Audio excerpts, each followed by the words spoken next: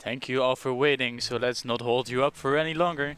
We're gonna give this to Boxmeister running Metroid Fusion 100%. Good luck.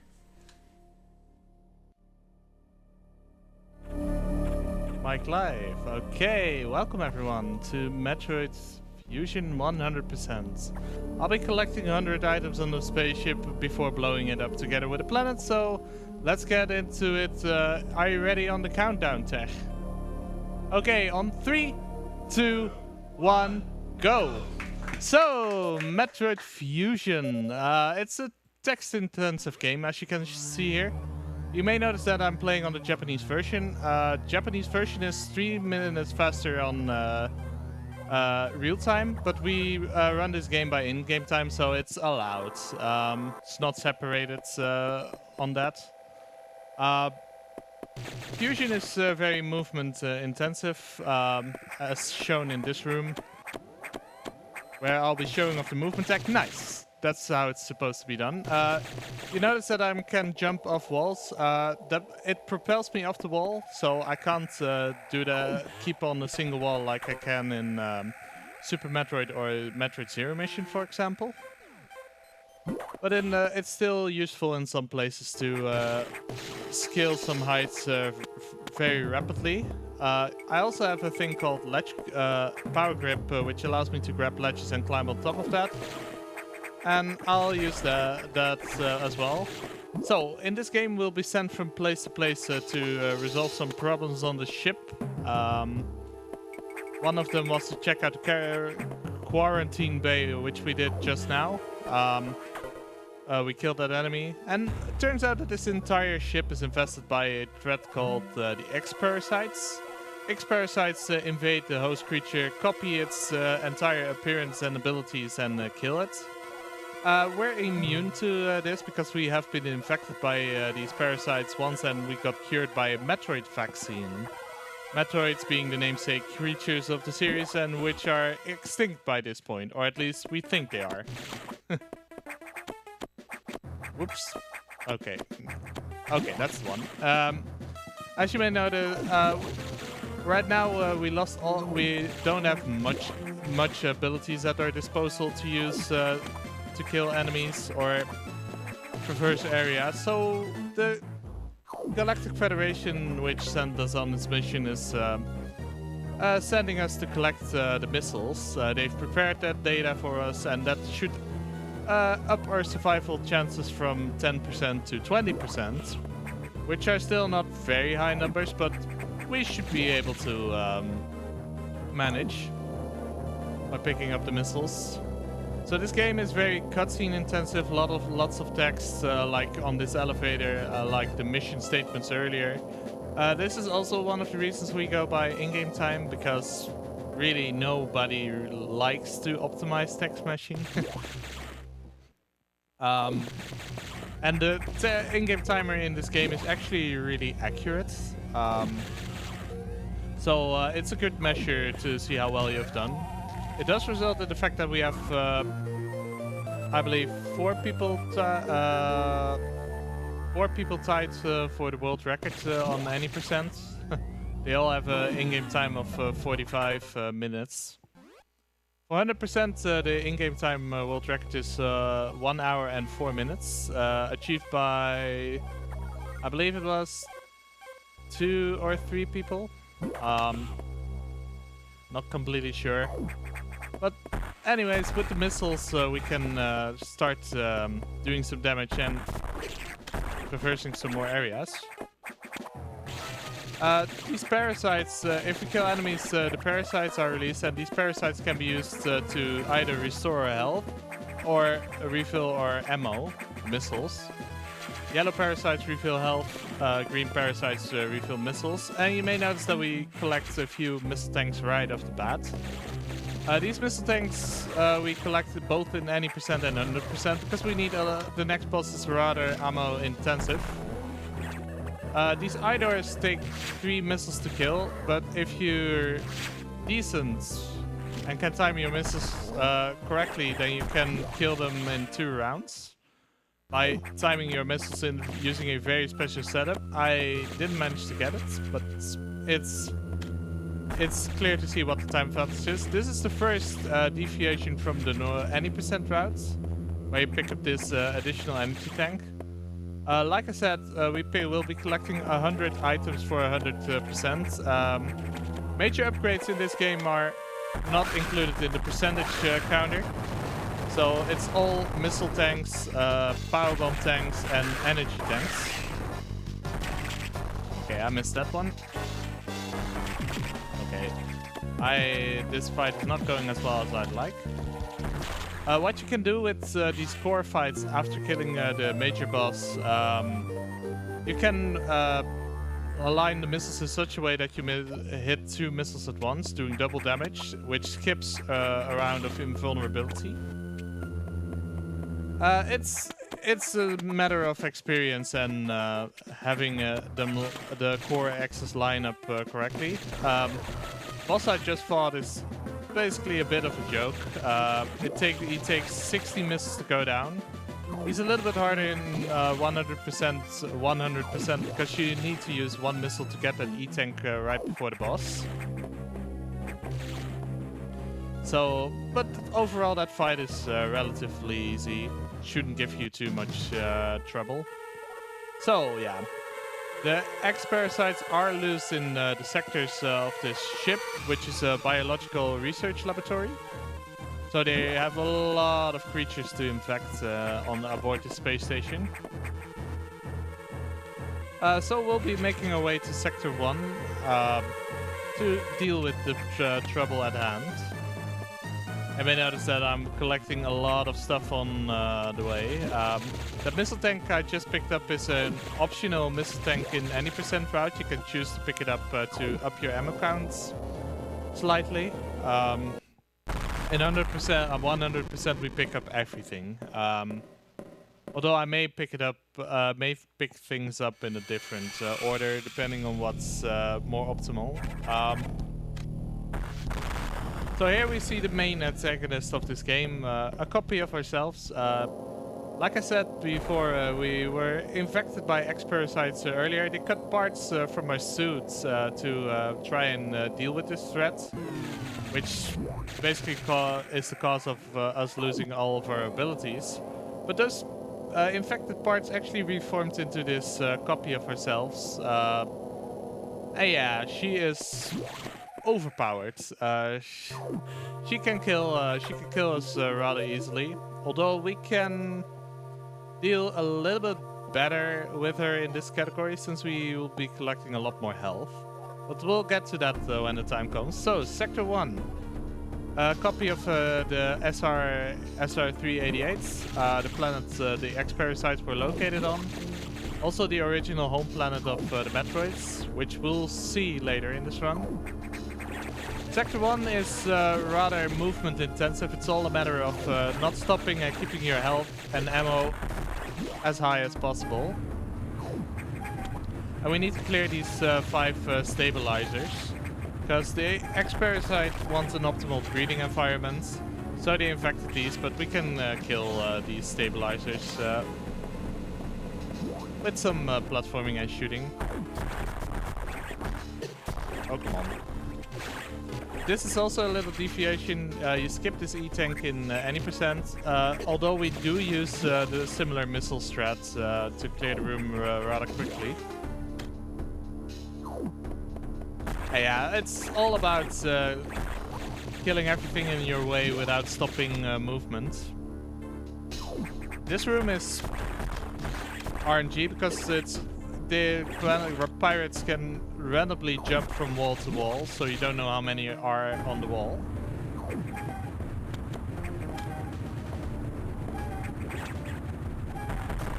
If you keep your health as high as possible, the chance you get green drops which refill your ammo is also at its highest. And which is what I want, because I need a lot. I want at least 3 missiles before the next I-door, the next boss fight.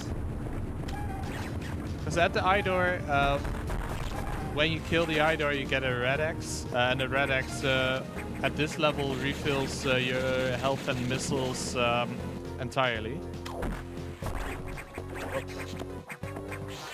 I underjumped. At this room, the space pirates can also ruin your day, but in general they tend to be nice or can be killed rather quickly. So you can progress through that room really fast. Some movement mechanics of this game. You may notice that I'm running a lot on the floor. It's faster to run than to jump travel through the air. Wall jumping makes your horizontal movement through the air a little bit quicker. So it's in some ways, in some places, a little bit more optimal. To activate this boss, I use something called a curved missile, where I add my walking speed onto the missile speed so that it curves around the corner. And this boss we can just trap on under the platform.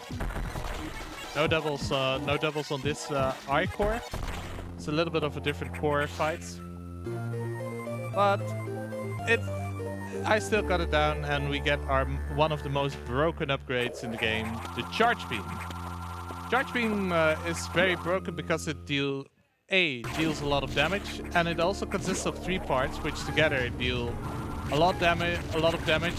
So you can shoot 2 blocks at once and deal a lot of damage. So it basically outperforms the missiles currently. And these 3 parts are used in later boss fights in order to make the fights, make the bosses die quicker. What you also may see me do is that I'm shooting right before landing on a platform. This puts me 1 pixel lower, so that I land a little bit quicker, so I can start movement earlier. So it's to make me spend less time in the air. Charging your beam right before going through a doors transition makes your beam fully charged once you exit the door transition. So that's a lot. So if you let go during the door transition, you fire a fully charged shot on the first frame. And we use that in a couple of places in order to get some shots we really need in order to keep on moving. So, with our mission in Sector 1 done, we'll be like, well, what's happening next? Well, they also invaded the second sector. Second sector is a tropical sector, and second sector is where things are gonna get a little bit more dangerous. And in 100% they're gonna be extra dangerous, but I'll explain that a little bit later. All of these sectors have this navigation room, safe room, and recharge room at the start, so they always the layout at the start of the sector is always the same. That makes that'll add into this run a little bit later. For now, we'll make our way to the next sector in order to battle the threats, because, well, for now in the game, at this point in the game, we know that something has been releasing the X-Parasites from the quarantine bay. We already know from the cutscene that it's our X-clone, and at this point we learn that this X-Parasite clone of us actually exists. With this camera close-up we also got. And yeah, it's in this sector. But in order to run away from it, the Galactic Federation sends us some more data, the bomb data, in order for us to find some secret passages to escape, just to up our survival chances. The only problem is that the data rooms are behind the security locks, so we have to unlock the security levels one by one. And the security level locks are not on the map. Luckily, I know exactly where it is, so I'm gonna make my way towards it. Then this sector is, however, a lot more dangerous because these red worm-like enemies, Zoros, deal 45 damage per hit. So you want to kill them as quickly as you can. In that room I just passed, you have to kill the second one with 2 missiles. In close proximity, that's quite difficult to achieve without hitting, especially when they're approaching you, because it makes the room to hit them a lot smaller. Overall, we have more health than in any percent, so we shouldn't be in much danger here. And as you can see, with some practice, you can get both missiles in without dying.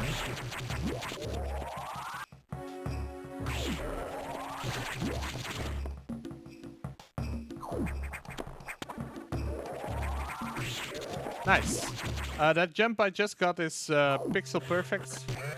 You can only get that if you jump at the right moments. Otherwise, you have to jump down and then jump up on the platform. So now we got the bombs. This is also where our item collecting spree for this sector begins. This is a tank we skip in any percent because obviously it's very slow to get. You need 3 bombs. What you saw happen there, the bomb exploded during the cutscene and I still got the boost afterwards. That's because during cutscenes like that, the timer for the bomb still runs. And you can use that at several places to progress a little bit faster. Yeah, a lot of items to collect, like I said. It's a small item collecting spree. And it's all a matter of dodging damage and killing enemies as quickly as you can. In 100%, this Zoro is always a bit in an awkward spot, because it's right underneath you. Luckily, we have plenty of energy to just tank it if need be. And I'm getting infested by flies here, oh my god.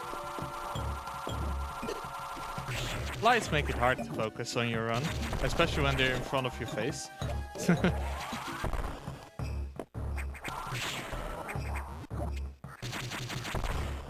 We'll manage, don't worry. So in this room we can do little something to jump over the red pancakes. I'm unmorphed, got into spin, and then wall jumped over them. You may notice that I'm trying to make my jumps as tight as I can in order to minimize my airtime. That's one major factor of optimization for the speedrun, for any Metroid in general.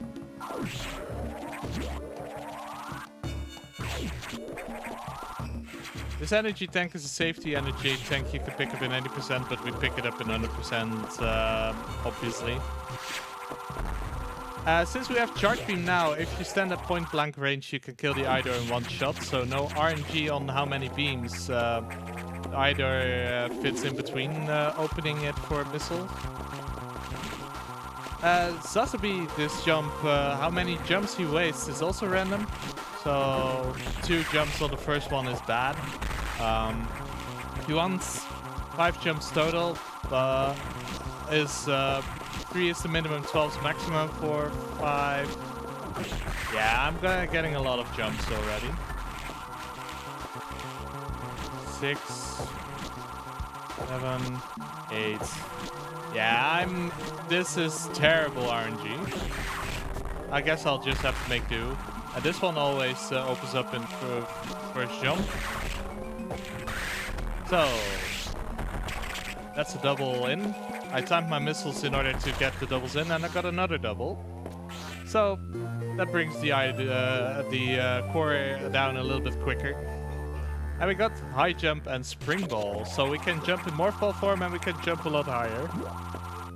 Careful, Tex. So with high jump, we're in a good spot. Spring ball is also really useful. I'm gonna make a safety save.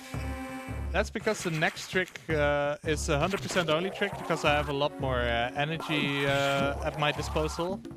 But it is not entirely without risk. So let's see. I'm gonna be focusing on this. This should do. Yeah. Yeah, okay. I almost saved it, but that's what can happen. It is it's not entirely safe, but it's worth the time save if you're doing runs. Hopefully I can show it off the correct way this time. Let's see. This should do. There we go.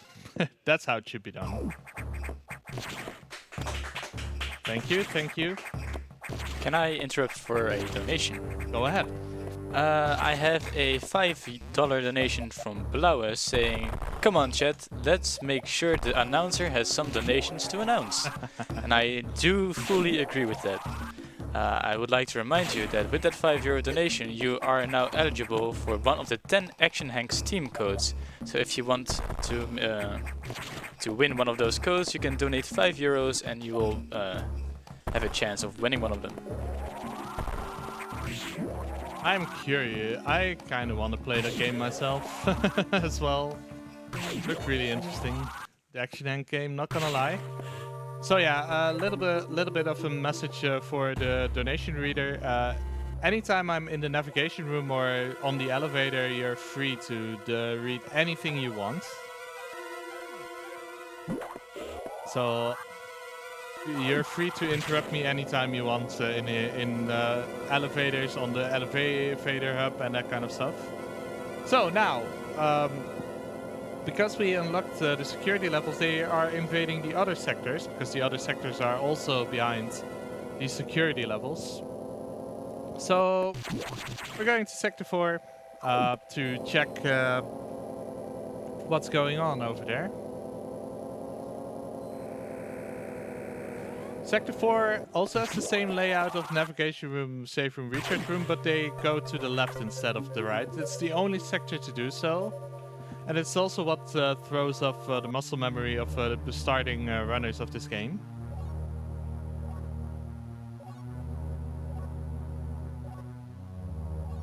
Yeah, again, a lot of text. You can do a couple of... You have to hold A2 in order to let the text load at maximum speed. But you also have to press A in order to get to the next text box. There's a split in runners between people who use mashing, just mashing A as quickly as you can to progress the text, and runners that time the text. I'm personally one that likes to time the text boxes, but it requires a lot of muscle memory.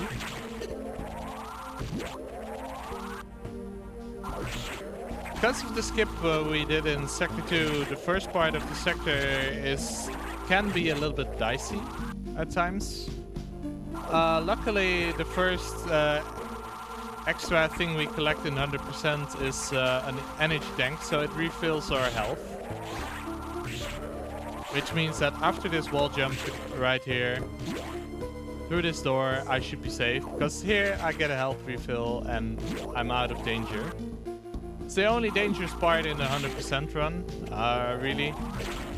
Because you can die really easily on the SAX encounter.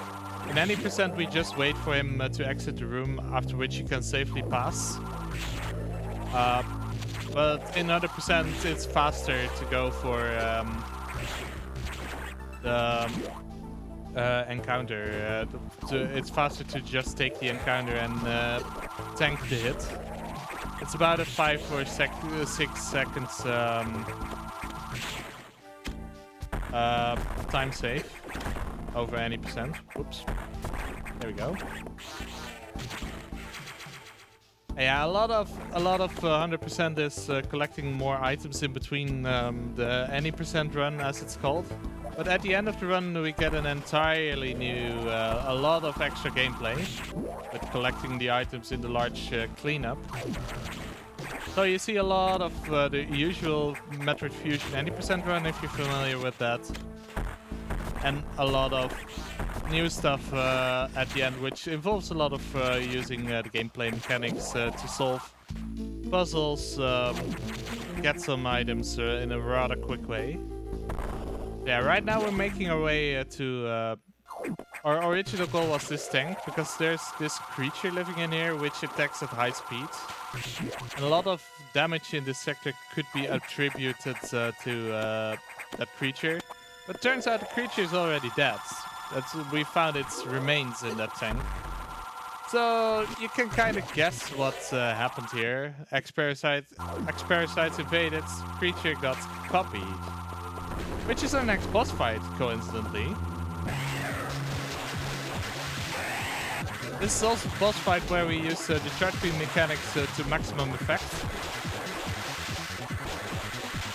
So, because if you hit him at point blank range, which I failed to do on the first hit, all 3 parts deal damage and you can finish him in 2 hits. Since he was still blue, I didn't get the first hit in completely.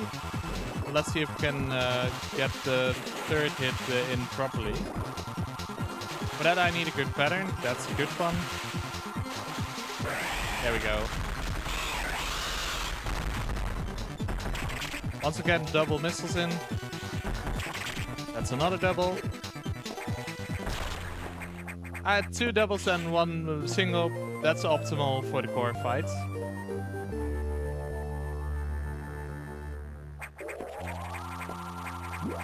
So yeah, with Saris, from Saris we retrieve our Speed Booster ability. A Speed Booster, after a while, you can run through a lot of things, and you can charge this Speed Boost and release it in the form of a Shine Spark.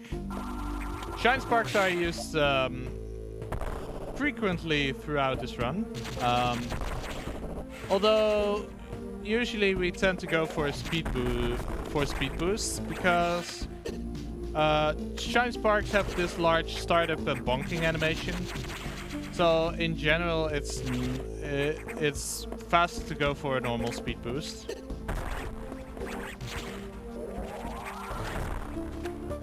We need to collect a few more things in this sector before we're done here.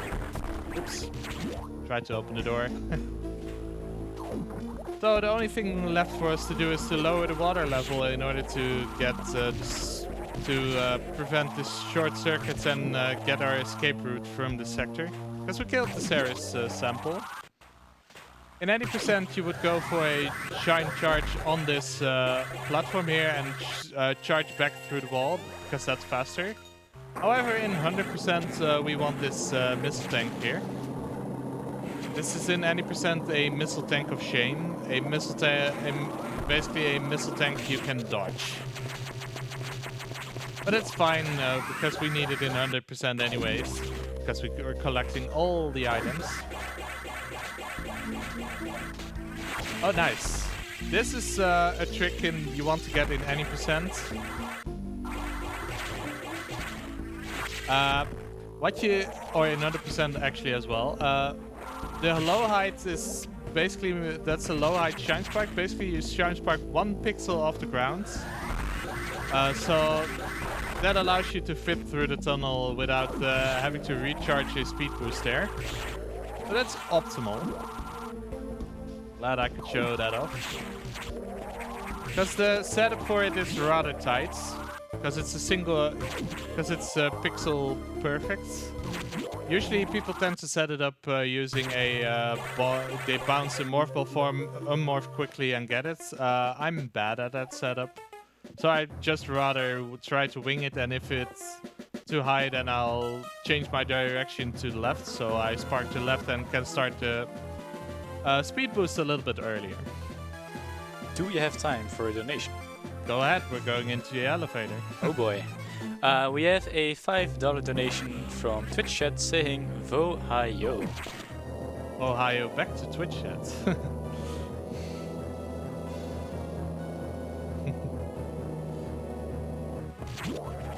So yeah, with this elevator hub and this layout at the start of every sector, we can always get a speed boost.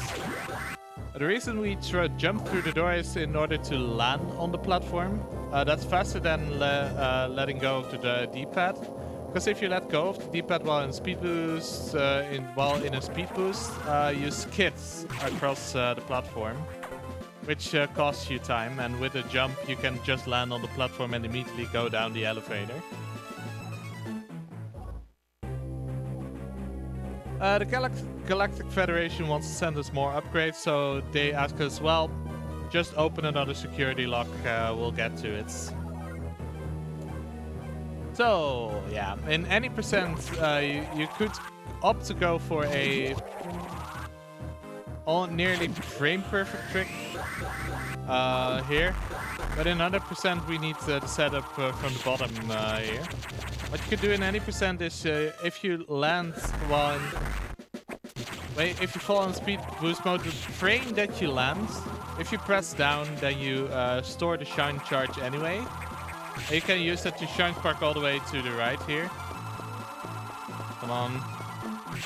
But in and you can get through these blocks in one go. In 100% we need that tank below the floor, so we'll have to do the speed boost setup from the bottom anyways. It's totally not worth it to go for that. And usually it's faster to end in the speed boost landing, jumping than in a shine spark setting. Yeah, I'm gonna be trying another slightly slightly different trick. That's a shine break. If you, the moment what you can do is you can get speed boost the moment you start breaking, get on the block and you start breaking them. If you're quick on down, or if you shine charge on the edge, you break the blocks and get shine charge. And can use that to shine spark in a different spot. It's useful there, it's a little bit faster, not much, but it's cool nonetheless. So here we're gonna get an upgrade for our missiles. Basically they're gonna triple in damage from here on. You notice me that I let go of the D-pad to start sliding. This is in order to up my chances for this upcoming trick I tried. What you can do there, you have a single frame to initiate a shine spark from that upgrade spot. And then you can use that to start running a little bit earlier. You can use that to get out of the room, start running. It's a little bit faster, but it's rather hard to get.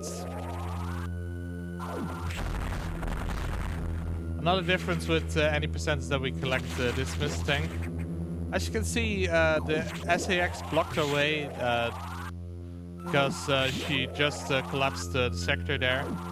So we have to return to the room we just exited and find that our next boss is there. So say hi to Box.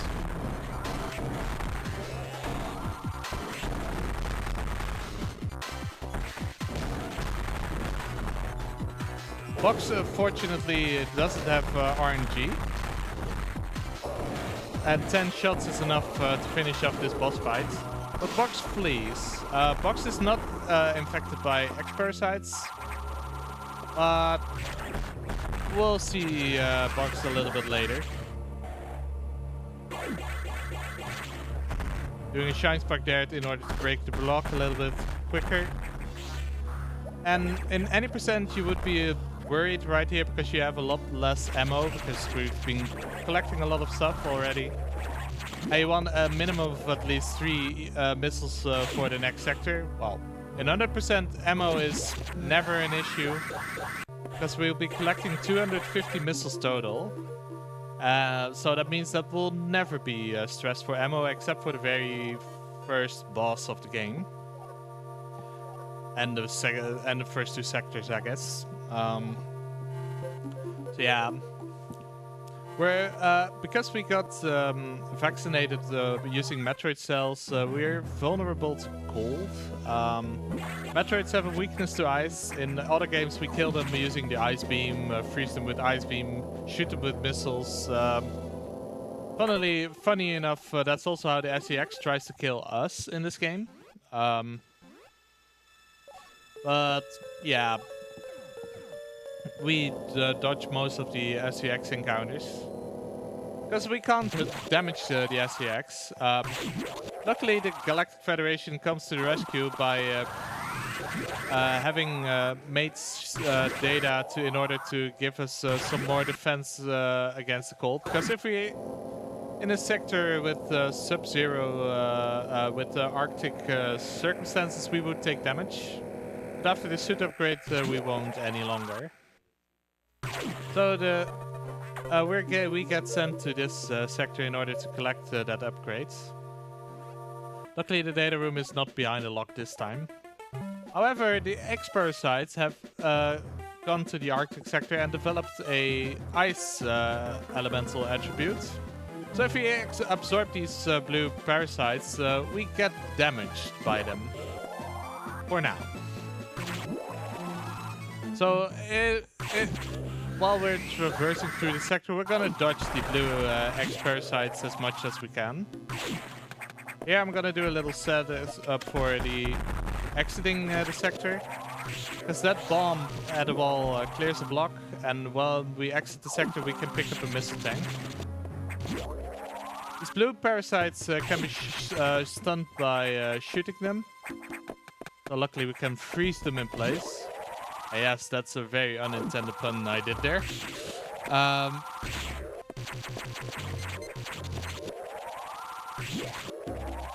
And right here we're just setting up for a nice little shine spark. Yeah, I ran into the door. I expected that.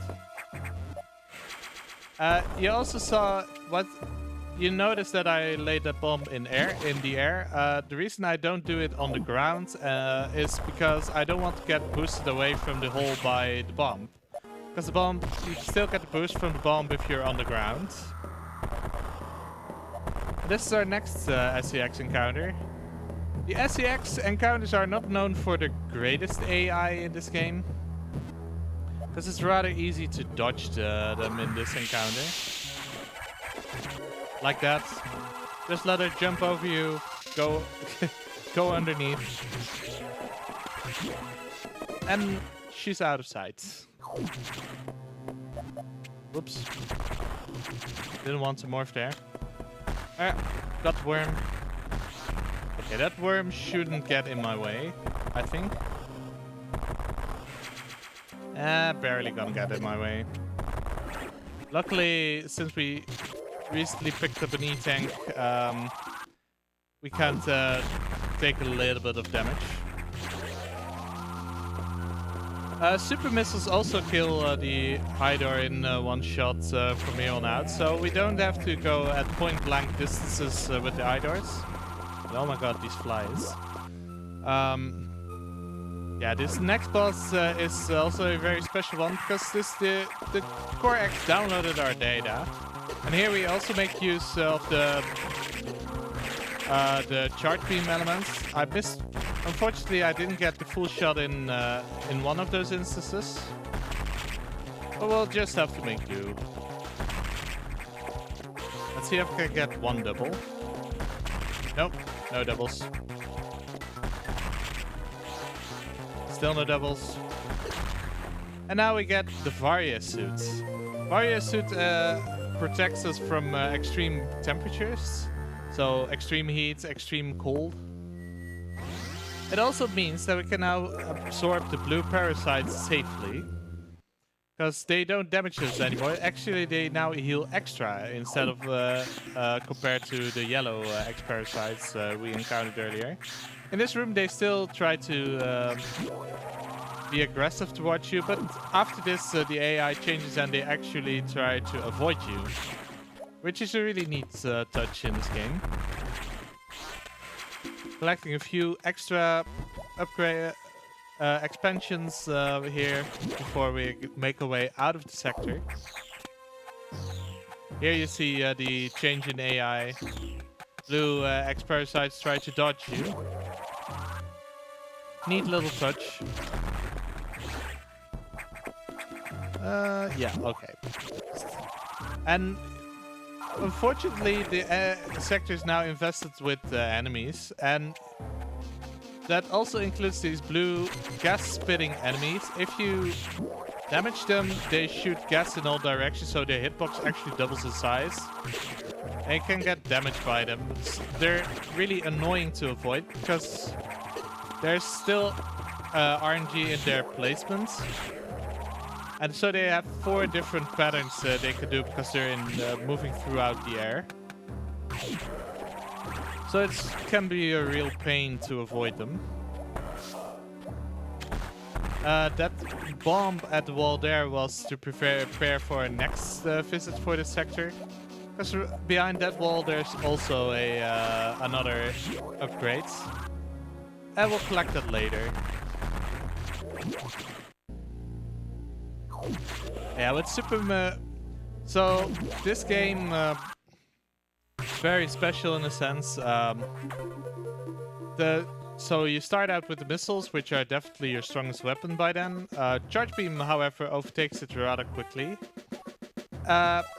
However, after that, your missiles get upgraded to super missiles, and it slowly starts to become equal to charge beam again.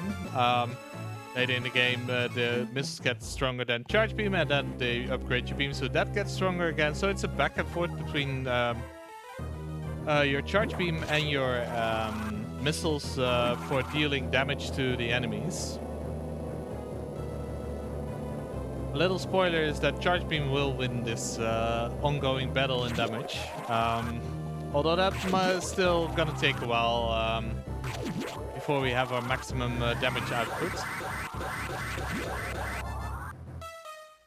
As we make our way to Sector 5. The reason the game sends us to Sector 5 now is because we now have the Varia suit, and Sector 5 is the Arctic sector. So it's sub-zero climate circumstances, really cold. And we are now equipped to go through the sector with relative ease. However, in order to get our next upgrades, we need to unlock another security level. And so we're gonna get to that. Can't believe I still made that shot. Oh, that's right. Forgot that. The nasty thing about Sector 5 is that you visited the most out of any sector on the station. So that means that sometimes runners might get confused between which visit they're actually on. And that can result in very time-consuming mistakes. I'll delve into that a little bit later.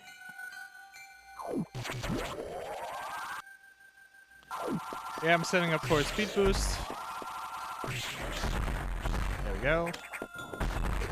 And the super missiles are really effective because they kill enemies in one shot along the way.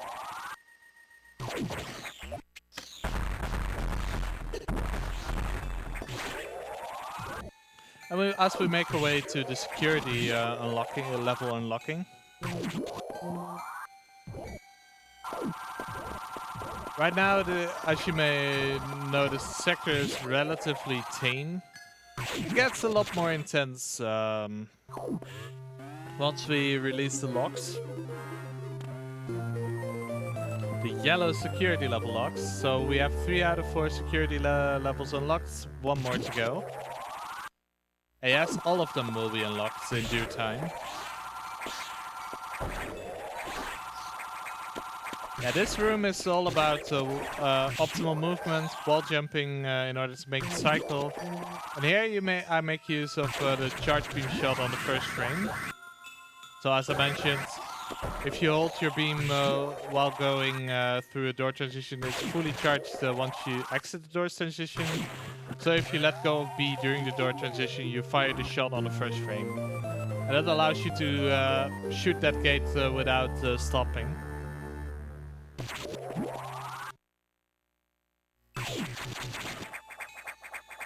So, in 100% we go for a little bit more, some more items. So for this, we do this little puzzle here. You have to freeze this enemy, kill this enemy, and...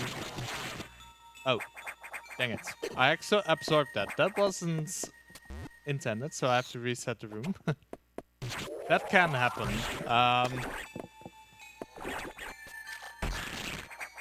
You have to be careful in some of these rooms. So now I'm just gonna play it safe. Unfortunately, he spawned all the way here. I need him to be right there. Oh. Ah, that's a shame. Okay. Okay, I'll wait until he... Oh, really? Luckily, this is a quick freeze. Yes. Okay. Normally that's supposed to go a lot more smoother, but oh well. Can happen. It's a nice little puzzle involving your recently picked up upgrades. This game has the tendency to let you use the upgrade you just picked up to your heart's content right after it. So, for example, we have to take this exit out of the sector, and you need to use ice missiles for that. Nasty thing about ice missiles though is that instead of killing, if it would kill an enemy, it would freeze it first instead. So you would need additional shots, an additional shot to kill enemies.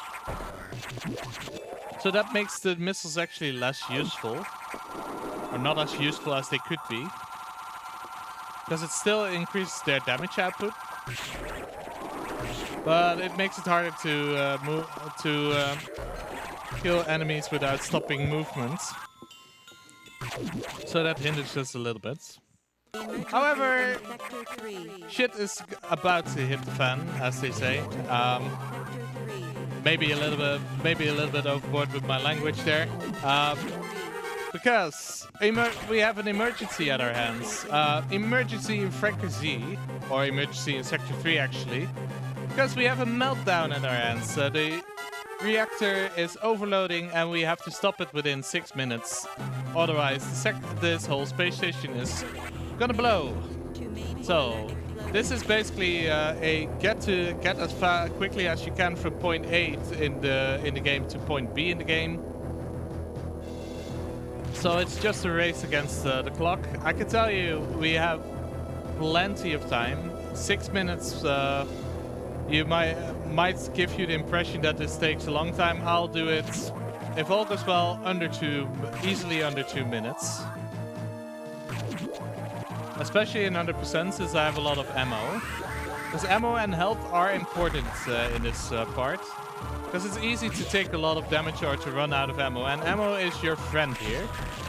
Because you need to freeze, actually freeze stuff that's in your way. Okay.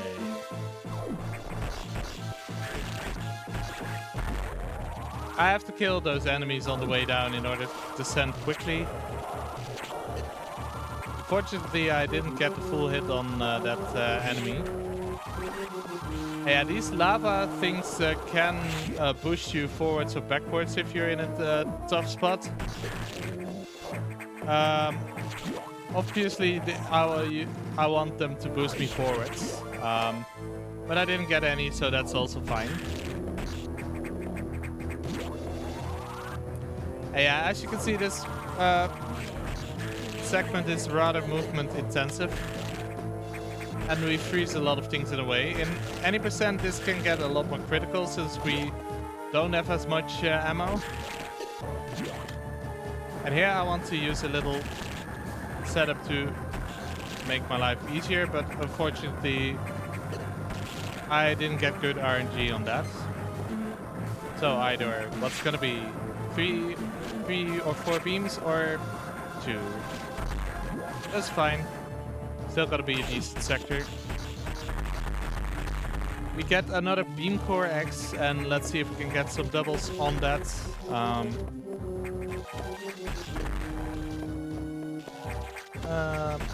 Okay, I got a double. And the sweet spots. That's nice. That setup is a little bit random to get. But 4:17 is a decent time. World record is at 4:36, I think. But you need good RNG for that on the either as well. So the missiles were The missiles were stronger than the charge beam because of the ice missile upgrades. However, with the white beam upgrade we just got, the charge beam actually got stronger again because you get 3 beams instead of 2. 3 beams instead of 1. Or 2 actually, never mind. So we deal a lot, and we both deal a lot more damage, and we and we have more beams. So that makes our life a lot easier for the next bit of the game. Now we just make our way out of the sector.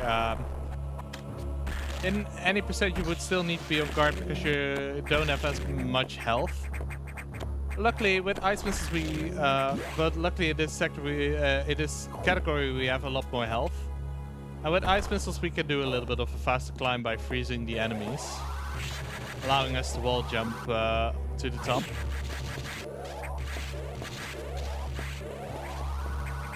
So yeah, so basically what we saw in that room, maybe you didn't saw because it went by a little bit quick, but this X-Parasites actually imitated a researcher and activated the meltdown sequence. So that's really, so yeah.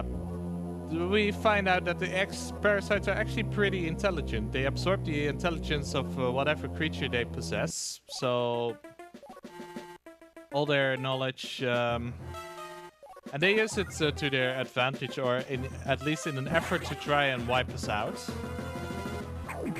But the computer actually has found some non-X-Parasite life signs on the observation deck. So we're gonna check out if these are actually humans we'll be seeing. Little spoiler, there won't be any more, there won't be any humans there. But there also won't be any enemies there. In fact, you may see them in a run later this week. They're animals from Super Metroids. It's canon that they actually escaped Zebes, and they're actually on this space station. And in fact, in this game, you have to save them from the observation deck, and in turn, they'll help you out a little bit later down the line. Can I interrupt for a donation? Go ahead. I have a €5 donation from McQuay87 saying, I'm working in a hospital in Germany with cancer patients, knowing how intensive the work sometimes is, but I love it, because I know I'm doing the right thing. Now enjoying that wonderful event for a good cause. Watching for the first time, go ahead and let's do this.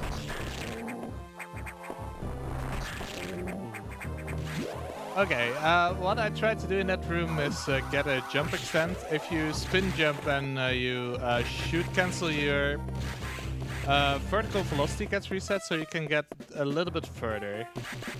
The problem is you have to time it precisely in order to skip freezing the first one. Unfortunately, I didn't get it, so it's faster to go for the normal setup that way. How quickly the animals get to the door is random, and they are really slow because they ran past the door exactly when I opened it, so slow pattern. You can get it from near instant to about 10-15 seconds wasted. So yeah, it's a little bit of RNG, and there's nothing you can do about it. And in my PV, I actually got them instantly, so that's a gold split I never have any chance of improving, unfortunately. But yeah, with the animals saved, the Atacoons and the Dakoras, we now proceed with our mission. And what is our mission? Well, we'll make it to the next navigation room to find out what it actually is.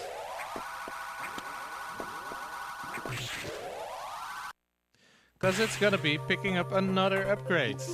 Because the data room in Sector 5 hasn't been blown up yet, so we're gonna use it again to get another upgrade. And this upgrade will be the power bombs. Power bombs are pretty strong. They can blow up just a little bit more stuff, and they also have this sort of X-ray function built into it. But you'll see when that you'll see what I mean with that soon. And whilst we're headed there, we'll also collect this missile tank here. This is the space where the SAX, our clone, evil clone, was hiding in that cutscene. There's a missile tank over there. So yeah, we're about halfway into the game right now. To give you a little bit of an idea how we're doing. It's 100% is about a little under half an hour longer than any percent, and a lot of that is in the last part of the run because we'll do a cleanup across all the sectors to collect some items optimally, and collect some items we can only collect then. So, this is our second visit to Sector 5, so we'll be setting up for a nice little shine spark we can do now. Let's see. Okay, got it. We'll have another visit to Sector 5, and the second one is way more important. I get that one, and you'll see right then why. This is still a time save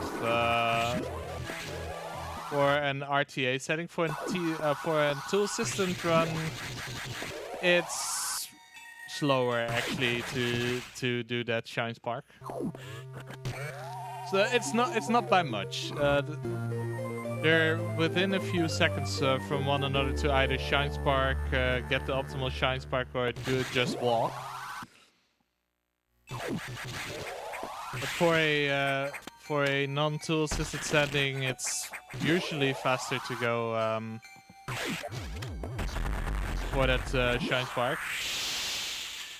If in a powerbomb explosion, hidden passages are also revealed, so that's the X-ray function I was talking about. The screen also shakes during that explosion, so you can't latch onto anything. So you can't power grip, you can't even open the menu. Also, pay no mind to that SCX encounter. It's not even worth mentioning because we're so fast that we can't even see the SCX.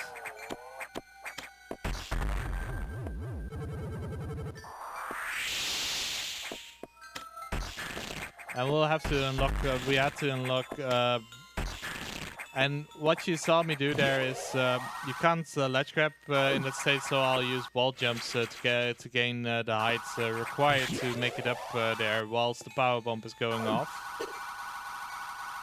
Unfortunately, dodging rippers when you're falling from above is, yeah, hard. I mean, the rippers' movements are random, so these brown-like creatures.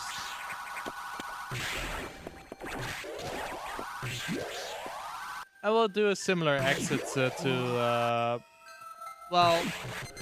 last time, except that we need to collect a little bit more this time.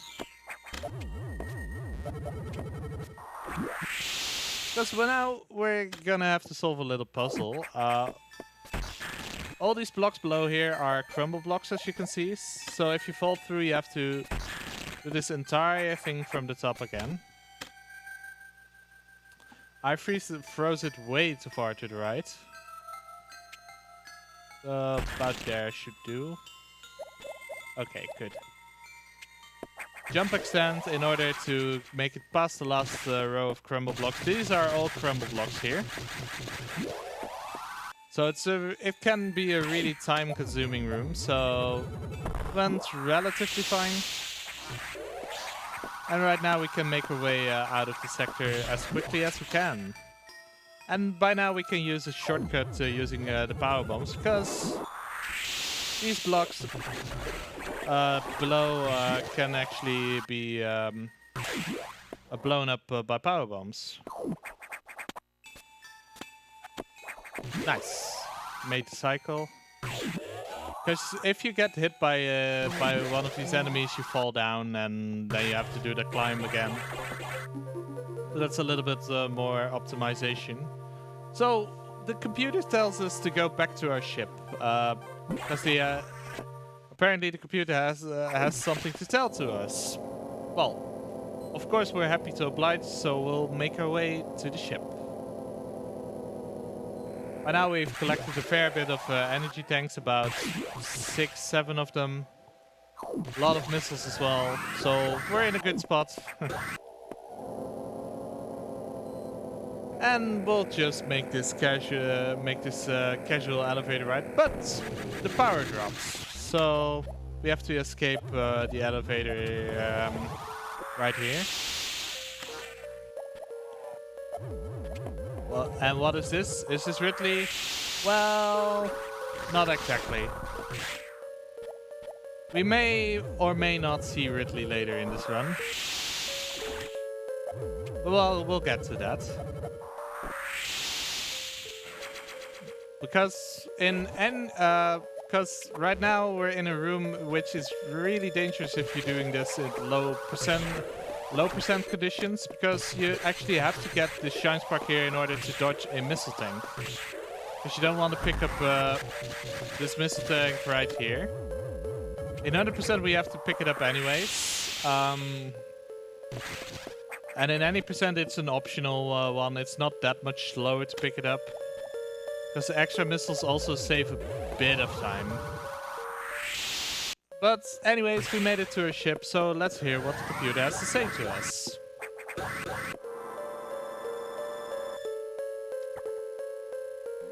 So apparently the power has dropped. The X-Parasites took out the power reactors to trap us in place. Safe rooms aren't working, normal navigation rooms aren't working. And animals made their way to the ship, so that's nice. Animals are safe. Now we're gonna investigate what's going on. So right now we'll be getting into something that's referred to as a little boss gauntlet, because we'll be fighting a couple of bosses in rather short succession. And of course we'll be collecting a few more items in between. This energy tank is always picked up in any percent because it's, well, it almost costs you more time to skip it than it costs you to pick it up.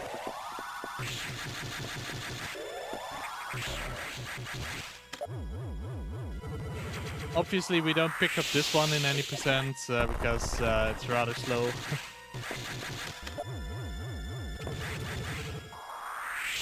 Found one there to clear the blocks. And whoops. Should wall jump a little higher. And nice RNG. This boss here is one of the toughest bosses, and so I'm gonna focus a little bit.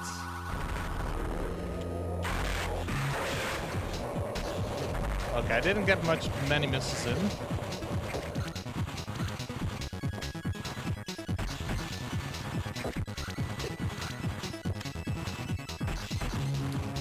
Oh wow.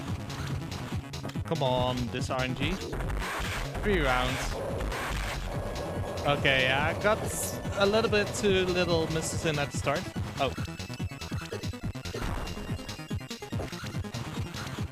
I have to pause a little bit because my Game Boy turned off, so otherwise I can't move.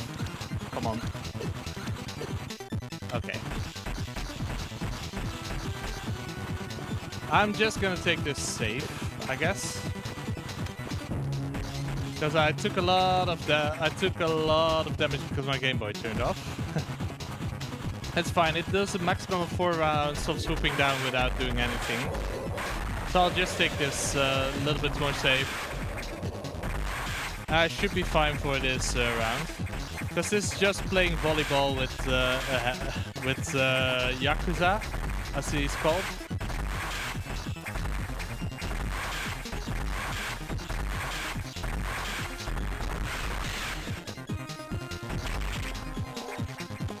See if I can... No doubles. Completely whiffed that one. At least I get the damage going. So that's something. That was a train wreck of a Yakuza fight, but I'll take it. So, a little thing I didn't tell you about, you can get doubles on most core axes. However, with each missile upgrade it gets harder to get the doubles. because each missile upgrade increases your missile cooldown time, so they'll be spaced further apart, and they also increase your missile speed, so it's harder to keep them together overall. With each missile upgrade, the difficulty increases. At the end, we get one more missile upgrade, and by then it's really hard to get doubles. So we're just gonna hope for the best. So we got the auxiliary power on, so the save rooms now work. However, most of the station is still without power. So we have to look for the cause of this power outage whilst dodging this SCX encounter. As you can see, I've done this many times, so not getting... this is rather frightening if you're playing this casually for the first time. I'm like, I've done this many times, so I'm not too worried. The power bomb in the previous room is to set up for the cleanup later, because I need to clear out a couple of blocks. And I'll be collecting these power bombs here. You start out with 10 power bombs if you get the initial power bomb upgrades. Those 10 are for clearing the game plenty. You never run out of power bombs in any percent. In 100% we pick up a total of 74 or something. It's ridiculous amount of power bombs. You don't even remotely need that many. This boss is really nice because it's just a matter of getting your missile damage in. Just mash. In any percent we barely don't have enough missiles, so we have to augment it with charge beam shots. However, in 100% we can do it full missile. And we have another beam core X. I'm terrible at getting the doubles on these. Yeah, no doubles. So here we get another beam upgrade, and this one is very special. It's the plasma beam. Plasma beam deals damage for each frame it's inside of the enemy. So you can imagine that that is rather overpowered. This beam is really strong, because it's a charged beam shot of this... well, I completely blanked out there, because I'm supposed to do a charge spark there, but this also works. Excuse me? There we go. And here it's just a matter of ledge grabbing before the power bomb goes off. But the plasma beam, yeah, really strong. You can kill a lot of enemies in one hit, like these enemies here. So we've defeated the boss that blocked the power generator. So we have power now on the station. So let's see what the next mission is gonna be after we collect this missile tank here.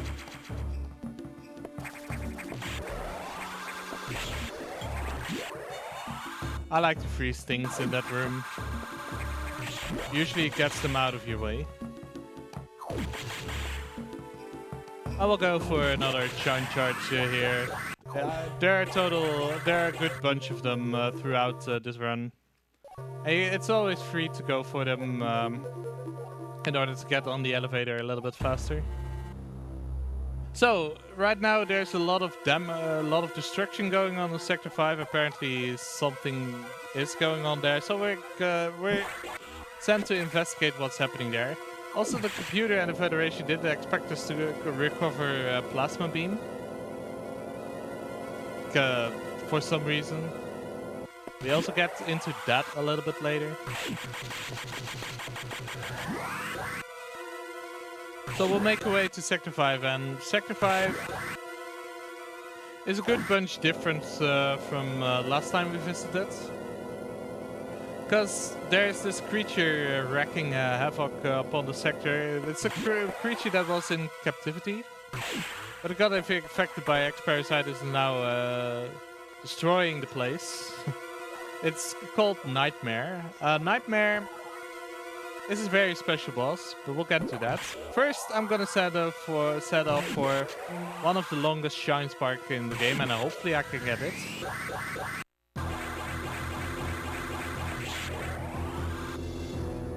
There we go. 4 rooms of relaxing. Because we just be flying through all these rooms. It's always good, very satisfying to get that one. And here I need to be careful because... There we go. If I miss it here, then I have to go back for it a little bit later. After the next boss fight. These crumble blocks in this room are both easy and hard to dodge, because you know where they are. But for some reason I still fall through them at times. Because everything in this sector melted, we are now underwater, and underwater movements doesn't go as smooth as we like. But well, that will change soon enough. But before we're gonna do that, we're gonna collect a few more upgrades.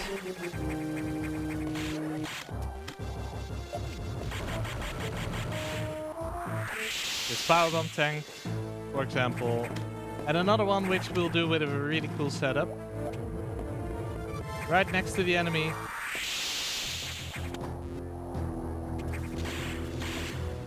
And we have another powerbomb tank. So most of this game, like other Metroid games, is you need power bombs to get more power bombs. Funny enough. This RNG is really good, nice. There's a way you can bomb out a path in order to collect the tank, but it's much faster to do it this way, and it's rather lenient here. So, Nightmare. Nightmare is a very special boss. First phase will end near instantly. Right there. Second phase will do a little bit differently. As you can see, you can manipulate gravity, so missiles don't work as well. Second phase is a matter of spamming missiles. Charge beam would be stronger were it not that his hitbox is actually 1 frame. So your damage output is way higher with the missiles, with your damage per second. The movement of this boss may seem random, but if you move the same way, the boss will move the same way every time. So it's all a matter of manipulation by you. But if you move the wrong way, you'll keep on rotating around, and you're not in a good spot to damage it. Luckily, I got it rather quickly, and now we get the one of the best looking suits in the game, the gravity suits. Gravity suits further reduces our damage we take from enemies, and it also allows free movement in watery circumstances. Which is rather convenient, I might add. And now we can shine spark underwater, which is cool. So we'll be setting up for a shine spark here. Normally in any percent we would immediately blaze ahead, but we have a tank to collect here. Luckily this room is... Once we break the blocks, it's easy to set up the remaining speed boost. What I'm doing here was a space boost. I combined the space jump I received from Yakuza with speed boost, and that is one of the most optimal forms of movement in this game, because it doesn't have a startup or bonking animation. This room I'm in is the worst room in the game, dubbed by many a speedrunner of this game, because the shots of these enemies, to dodge all of it and the enemies themselves, is rather it's quite a chore actually. And this part of the game, you think Nightmare is casually a very hard boss, but this section of the game is really dangerous. Because all the enemies deal a ton of damage, actually. So it's rather easy to die. And it's also rather easy to forget a tank in this segment of the game. That has happened to me a lot. Cost me a couple of PVs. Luckily, I by now know where most I by now have most items in my muscle memory. So yeah, we were trapped in Sector 5, so this was our only way forward. So we have to unlock security level 4, the last level. This was not what we are not allowed to do this by the computer, so we'll hear about that in a couple minutes.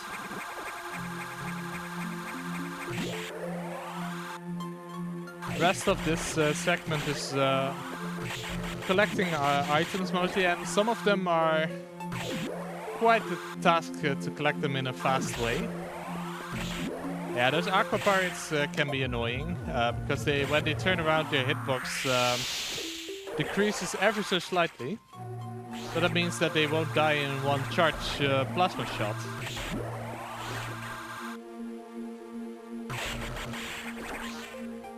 Dodging damage in this segment is quite a challenge, and in low percent this is definitely the most difficult part of the game. Freeze that enemy. Okay, good. Now I'm gonna set up for a Shine Spark and hopefully I can get it, so I need a little bit of focus for this.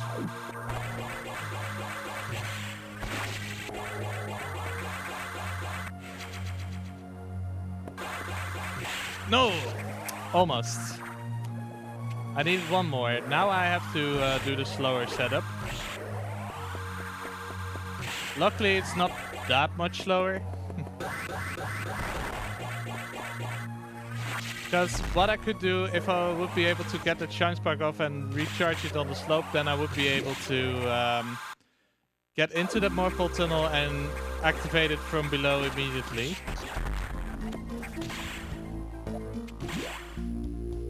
But still, we got it without too much difficulty, so I'm not complaining too much. So yeah, data room, we need this upgrade. We can't technically in the English version you can skip this upgrade using some clever curved missiles. However, the game's event system is so rigid that you actually have to collect the upgrade. The game won't allow you to progress any further. You get a secret message actually if you manage to skip it. Which is you can do it in two ways. In all versions you can do it using a very challenging multiple Shine Spark setup. In the English version you can use, whoops, don't forget this one. In the English version you can use the curved missile setup. However, the English version was released earlier than the Japanese version, so they fixed it in the Japanese version by moving some blocks around. They changed the room at the fusion missiles ever so slightly to accommodate for that.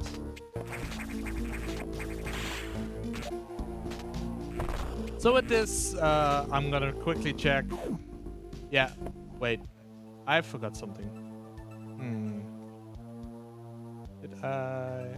I did forget. I forgot an energy tank. What did I forget? I'll return to Sector 4 later anyway, so I'll have time to figure out what I missed there. It's gonna be fine. What did I miss though? Got that one, got that one. Oh, I know what I forgot. I'll get it later. It's fine. I forgot an energy tank in a spot. It's fine. It's fine. I mean, it's a time loss, anyways, because I have to make a little bit of a detour to get it later. But it's fine.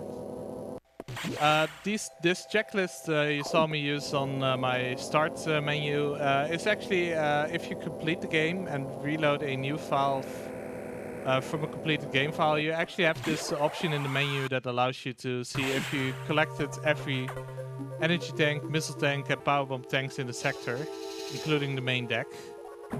So it's a nice checklist for marathons such as these. Yeah, it can happen that you forget stuff, unfortunately. I tried to use an R-shot to open that door. R-shots, if you have a beam charged and select missiles, you shoot your charged beam.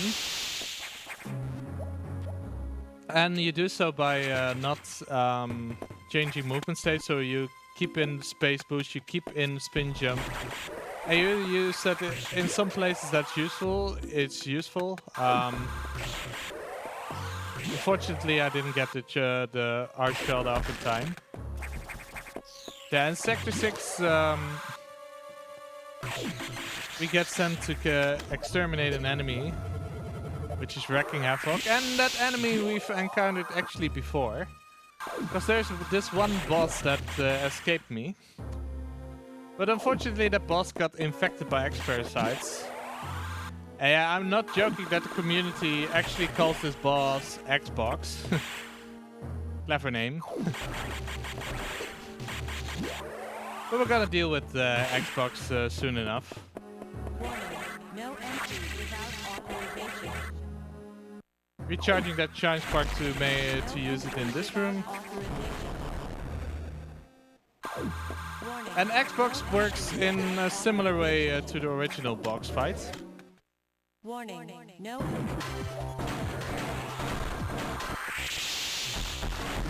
Except that he now can jump high enough to knock you off the rails.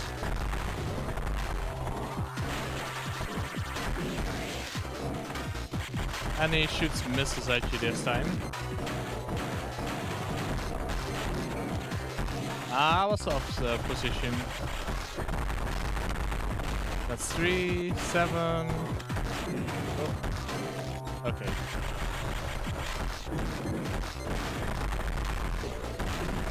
Okay, got it down. Takes 12 missiles to kill Xbox. This beam core actually can't get any double missiles on, and it shoots wave beam at you, and it deals a lot of damage. So in any percent, it's rather easy to die from this boss because you don't have much space to maneuver.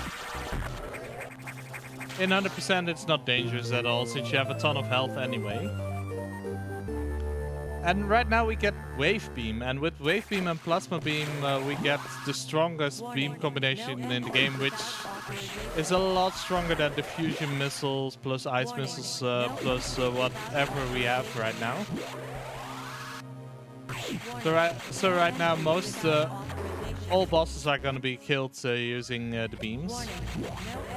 Although we do use the missiles in some specific places, the core fight you still need to use missiles. And also there's Metroids in this game, because apparently the Federation was hiding a Metroid cloning facility from us. So they're still in this game. However, the SCX also found out, and the Metroids are the natural predator of the SCX, of the X-parasites.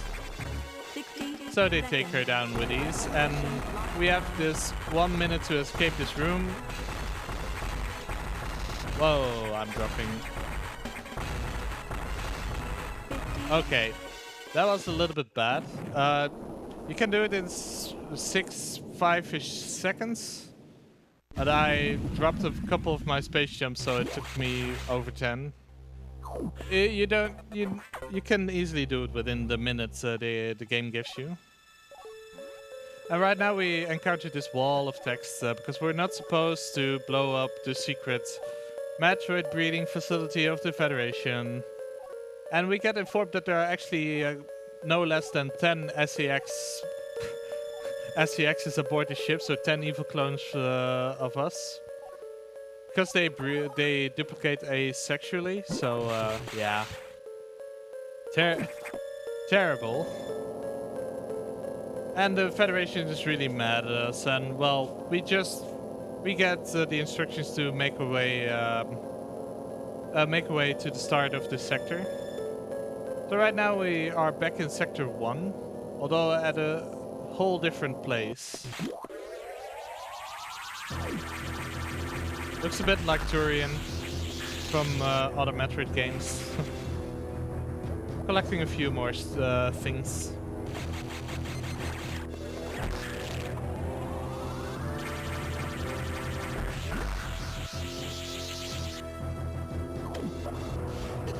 And we can easily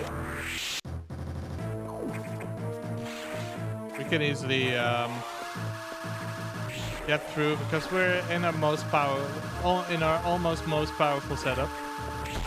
For a second I thought that that enemy would glitch out. Sometimes it can happen that it glitches out.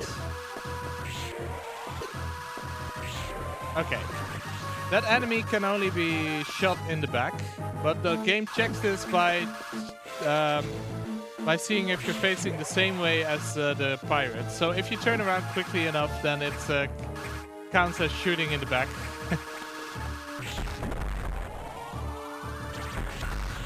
And we can kill those enemies rather easily instead of jumping over them and all that stuff. In this room we also have to trigger a couple of these golden pirates.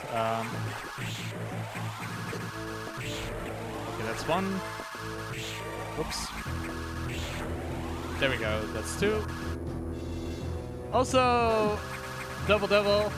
I hope you're enjoying your audio shift because I'm going to make it a lot more fun for you in this next bit. Because the poor guy, the poor guy has to deal with the audio of the next boss. Good luck. This is loud.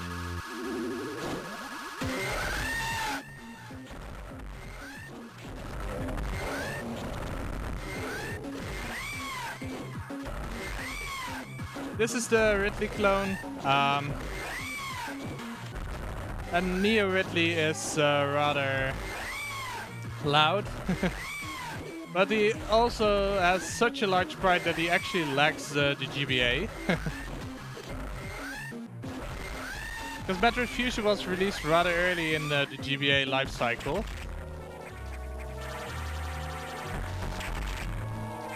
Luckily Ridley is down. It's rather easy because you fire diagonal shots at Ridley in order to maximize damage of the plasma beam. And with the amount of damage that it deals per frame it's inside the enemy, you can make quick work of Ridley in this way. And right now we have our final major upgrade of this game, the Screw Attack. Basically with every non-boss enemy from here on out, and we have 2 bosses left, every non-boss enemy gets killed if you spin jump into it. It's a rather broken upgrade.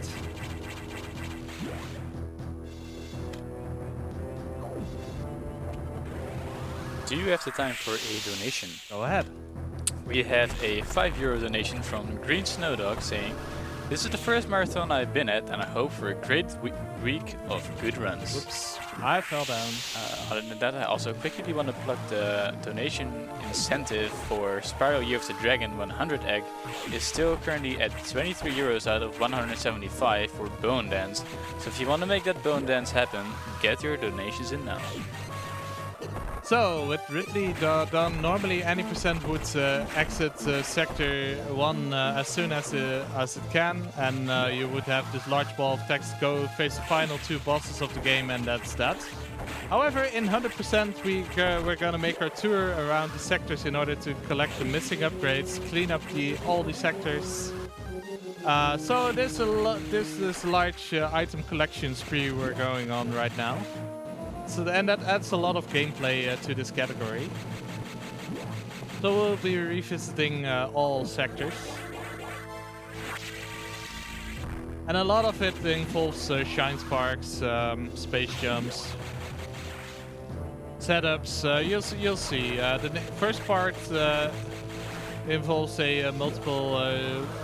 involves a couple of shine sparks to collect 2 items. And Screw Attack clears the blocks as well in this area. Okay, good. Got that one. So first of all, we have to collect this tank here. It can also be done on other revisits of this sector. However, it's much faster to do now since we have screw attack, and it's also on the way from here. Okay.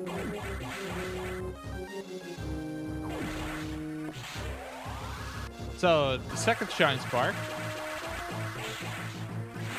is for this room in order to get a tank right there. Oh. And of course I was a little bit too far to the right. So I have to do that one again. But that'll be fine. I'll manage. I mean, the setup is rather quick, luckily. Of course, not when you shine spark when you don't want to. Because the thing is, if you jump normally and you press A, you'll activate shine spark. So, but if you spin jump, you won't activate shine spark while pressing A. That should work. Yeah, it's all a matter of collecting items, and we can collect them more quickly now because we either have speed booster, screw attack, or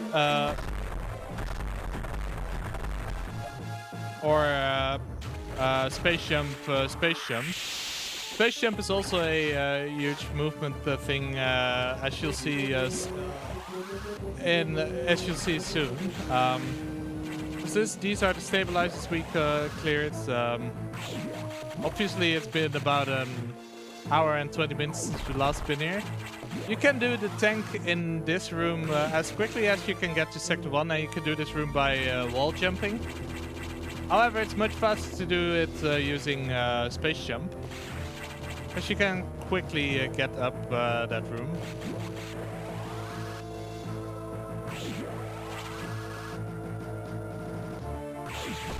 And screw attack also allows you to get through many of those platforms.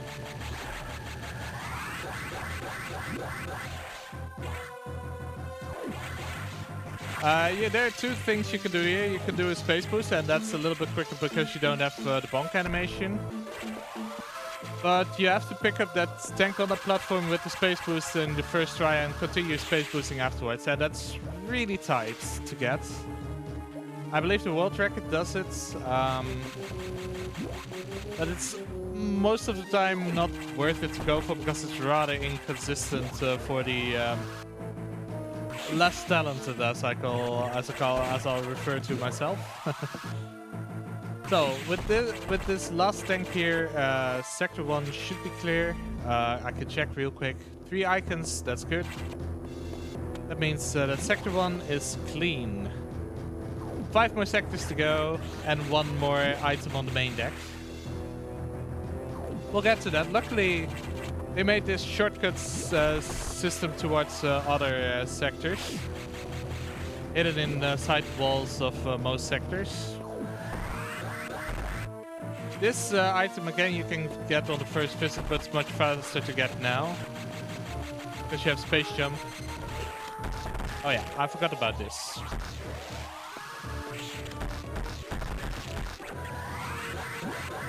Hopefully I can get this. I jumped too high. That's fine.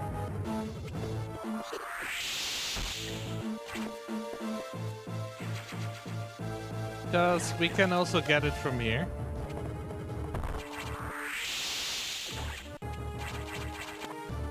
But it's a little bit slower to do it that way. Got the frame perfect jump of that crumble block, interestingly enough. That's something I'd rather have in a different place. We'll get to that. So we'll be cleaning up the rest of Sector 3, and it's going down in towards the lava sector. Luckily, since we have screw attack, we don't have to bother as much with dodging enemies or shooting them, for that matter. We can just set up in a quick way.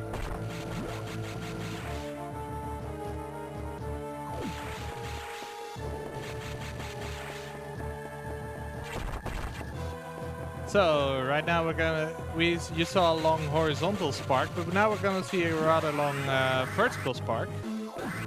This one is rather long, so a huge distance upwards. In the older 100% route, we would do the sectors in reverse order. So right now we're doing the 1, 3, 5, 6, 4, 2. In the older route, you would do the 1, 2, 4, 6, 5, 3, 5, 3, and end with 1. However, there's a shortcut you can use if you end on sector 2, and that makes it much faster than the older routes. So that's nice. The reason I didn't land on the platform with the Novas there is that those platforms are crumble blocks, so you can't land on them properly. And here I'm gonna try and set up for a space boost. Yes, got it. Nice. Okay. That space boost, you need to open the door and get the jump at the right time without landing on the floor. If you jump through a screen transition, game puts you 1 pixel above the ground. So, in some cases, so you have to be careful with a couple of those. With this, Sector 3 is almost clean. I need to collect a few more upgrades. We'll make our way to the top. As I mentioned, you can't wall jump in this game, but you can replicate it with space jump and the ladders a little bit. Because you can do it on a single wall.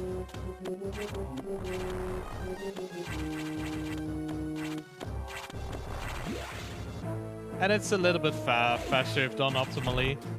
Because jumping through the air is slower than jumping off a platform. Ever so slightly.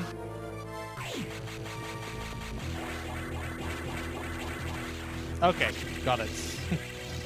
This Shine Spark is really...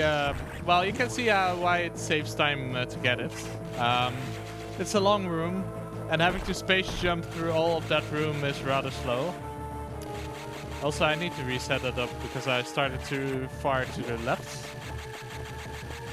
There we go. And with this Sector 3, we have one more sneaky little sneaky little item tank to collect as we make our way to Sector 5, because the item tank is hidden right here. Right on top of this doorway. It's amazing.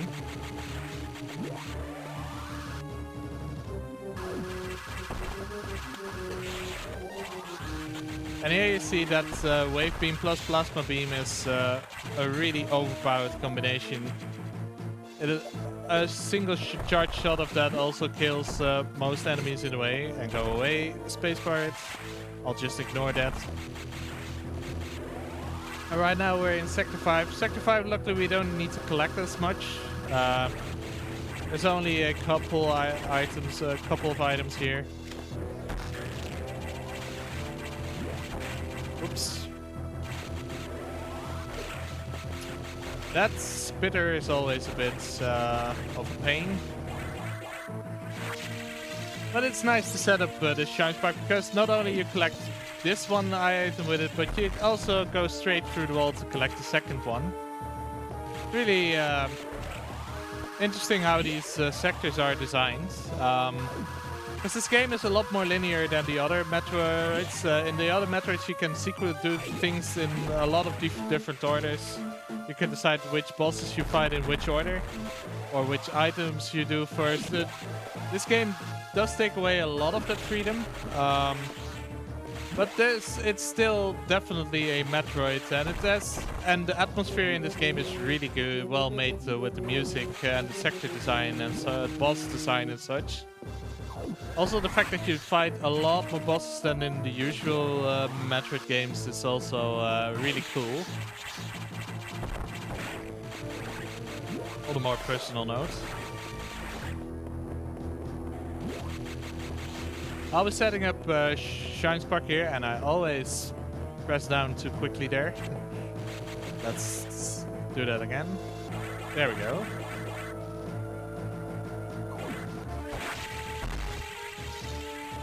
You can do this with the space boost and collect that tank in one go, but that space boost is really tight. And I'm not practiced enough to do so. Second, that would be the second way to get it, but that one's also a little bit tight. I personally prefer this one. If I do it properly, that is.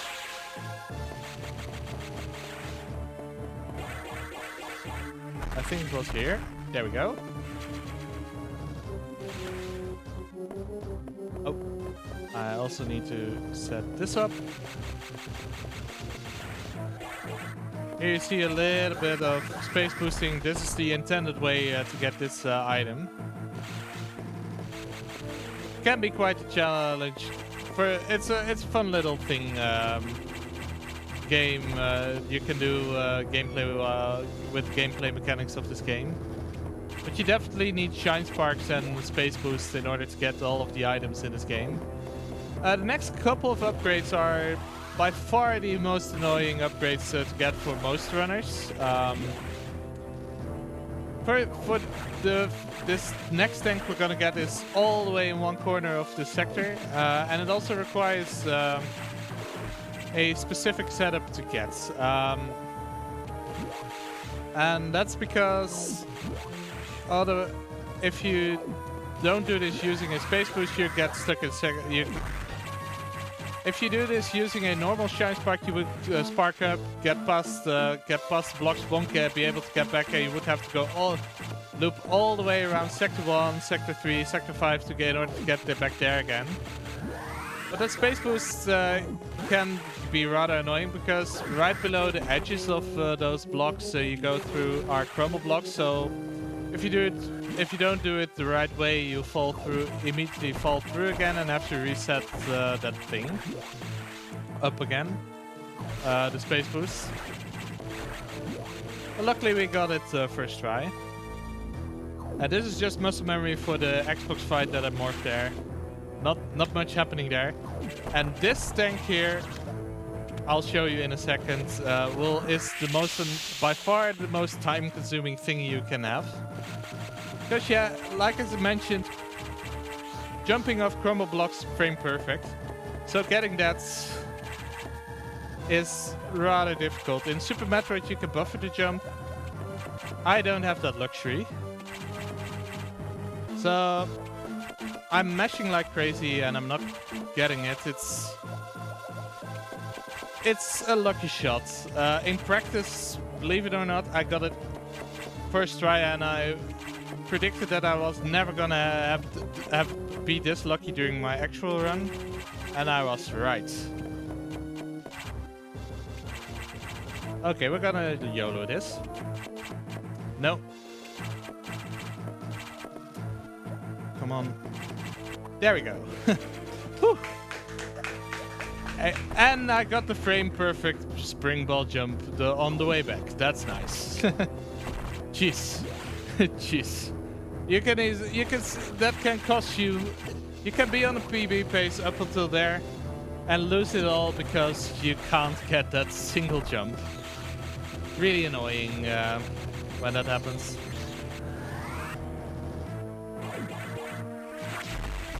This room here has a very special setup because you have to bomb these things in very specific places.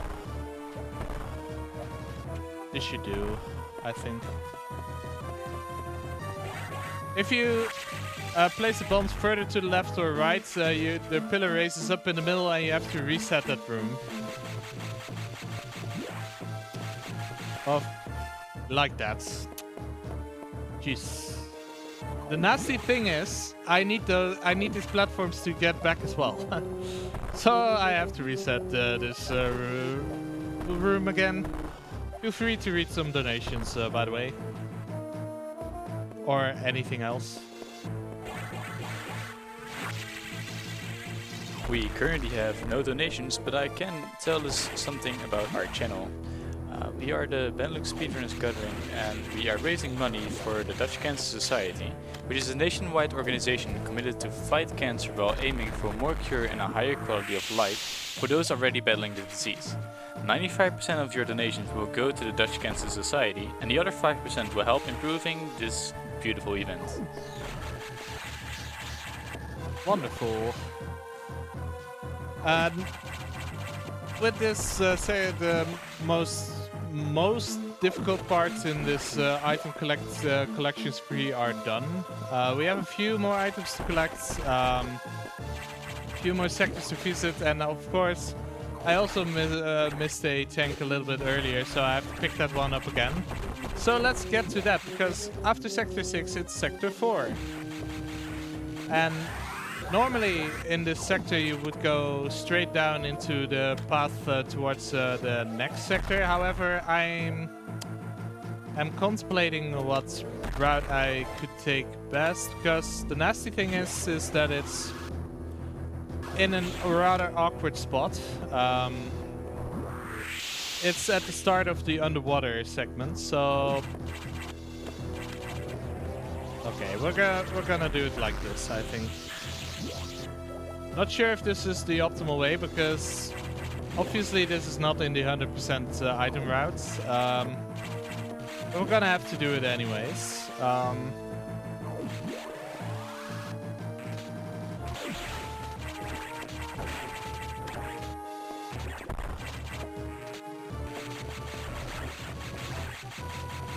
Let's see if I can charge it from here. I should be yes, I should be able to. Okay. That already saves me a little bit of time. Because from here on out,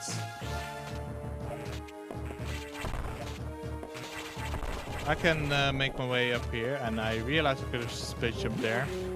Well, I need to make my way here, actually, because this is down into the underwater segment. So let's see. I need a little bit more of a leap. Here we go.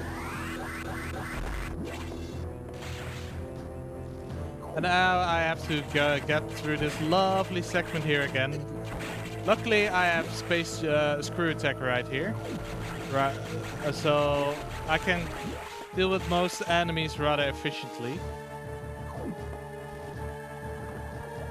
Because what I forgot was the tank in the next room.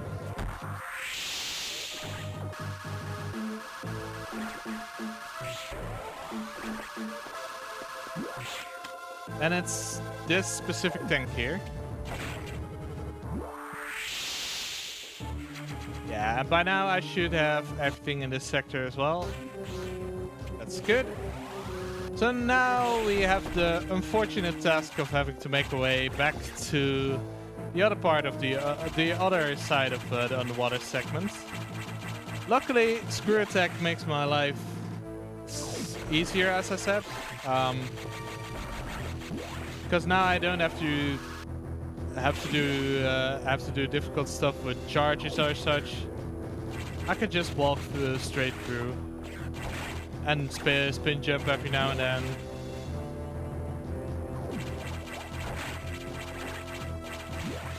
And you'll see how quickly this part goes by. I can actually take a shortcut here.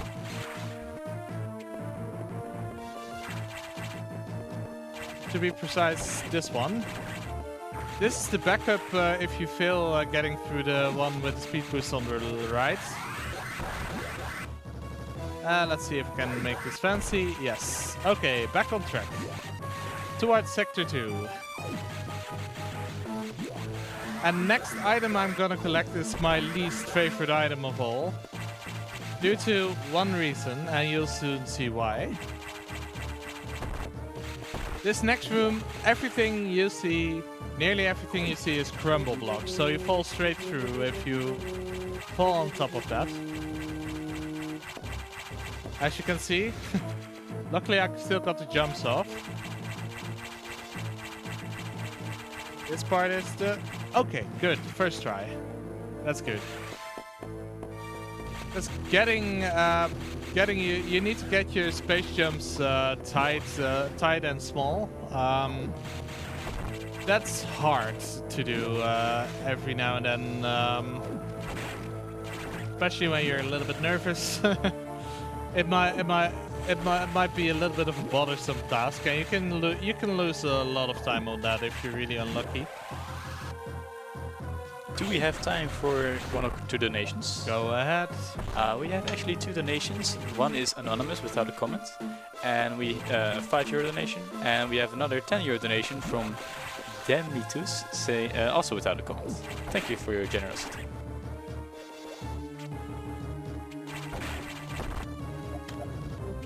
Yeah, the rest of Sector 2 is revisiting this area and collecting all the items so we can right now. Yeah, it's the last bit of the clean. It's the last major part of the cleanup. After this sector, we only have one single tank to collect. This one's also a lot of fun. Nice crouch lock.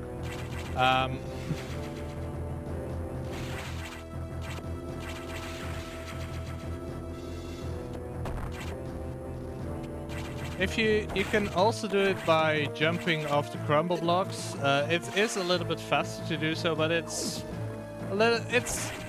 can be a little bit bothersome to get. So I normally don't go for it.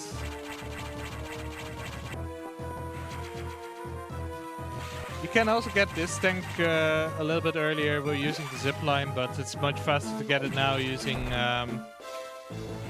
space jump. And this tank you can only get after gravity suit. So it's much faster to get all of this right now. Right now I have every E-tank. I only need a couple more. I think I need a few more missiles and a few more power bombs. I don't know exactly how many in which order.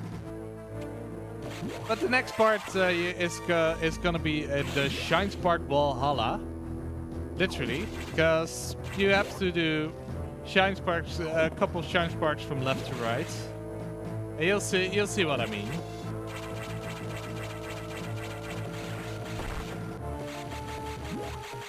Just these slopes here are all crumble blocks, so you need speed boost or Shine Spark to get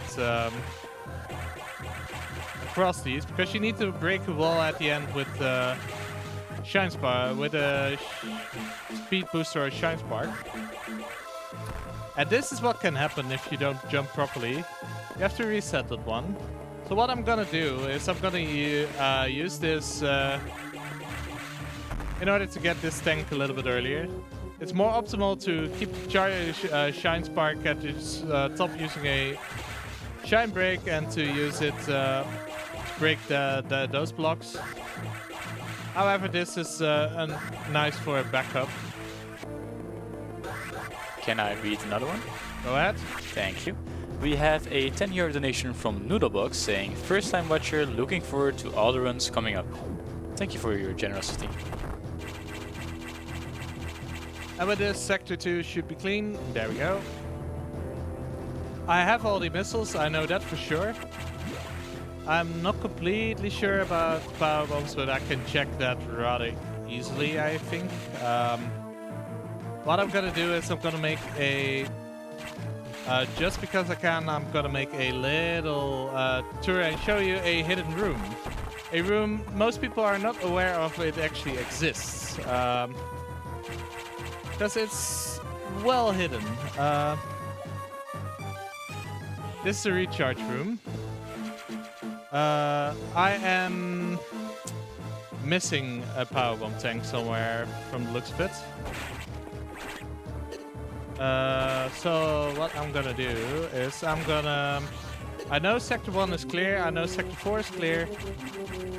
So I'm gonna go up and I'm gonna go back to the other sectors.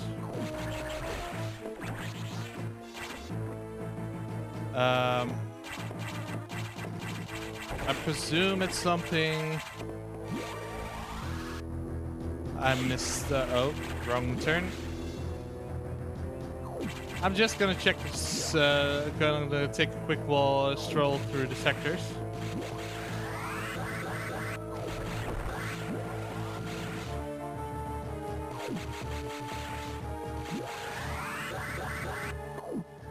this one should be clear, so I'm not worried about this.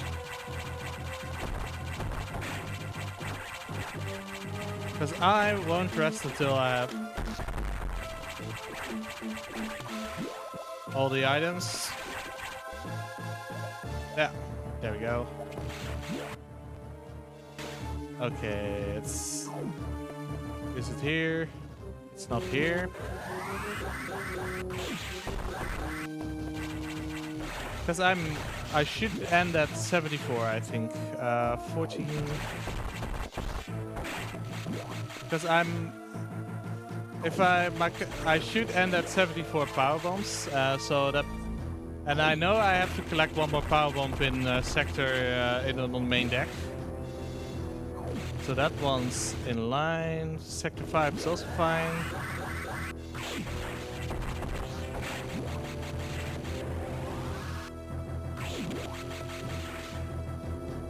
Can I read another one? Yeah, go ahead. Thank you. We have a 10-euro donation from Mr. Hu saying nothing. Thank you for your donation.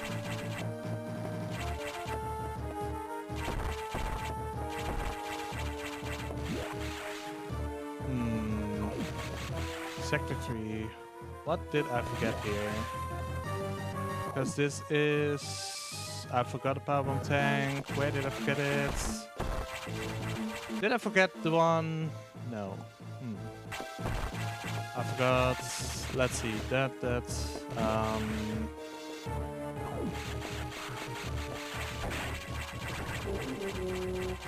This will likely make me go a little bit over estimates. But I know where to look, so that's already a lot more helpful. It should be down here somewhere. Oh, right.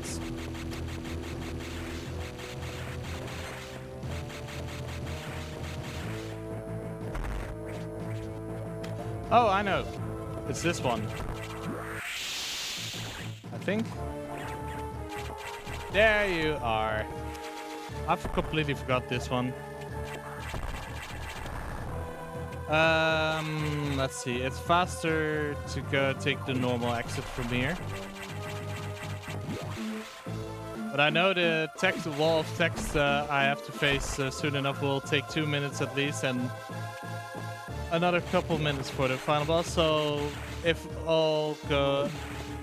I estimate correctly, then I'll be going about 5 minutes over estimate, roughly. We'll see. I'll be going over estimate without a doubt. That should be around 5 minutes. It's fine. We'll minimize the time loss. So right here we get scolded for trying to interfere. The Galactic Federation is actually interested in the X-Parasites. They want to capture it and use it for whatever purposes. We decide we're not agreeing. The X-Parasites are really dangerous, and they are way too dangerous to let live. So we're gonna decide to exterminate them, and with a little bit of insight in our minds, the computer actually starts to agree with us. Throughout the game, Samus Aran, our hero, our protagonist, referred to the computer as Adam because she named him after Commander, a previous commander called Adam. Turns out that the computer actually is the digitized mind of this commander, and he actually agrees with us after confronting him with the choice Adam once made, like some choose to live, some choose to die. Because our original plan was to blow up the space station together with ourselves. However, Adam gives us a better option to alter the course of the space station to collide with the planet, blow up the planet and the space station, and make our way out with our ship. Because we have a little bit of time to escape for that, so that's a much better option because it allows us to survive. It's lovely. I have exactly one more tank, powerbomb tank to collect, and it's on the way, so that's nice. Let's get there as quickly as we can. Can I read another donation? Go ahead. We have €5 from Annoy Mouse saying, like, actually the word nothing this time. Just nothing. Thank you for that donation. So with this, we have 100% of the items. So that's fun. That's cool. Took us a couple of detours to get them, but we're on track. So in order to alter the course of the space station, we have to go in the room above the first data room we visited nearly 2 hours ago. So right here, we're going up this elevator for the last time, and we have the SCX fight left. Cause yeah, she's here. But this time we can fight back.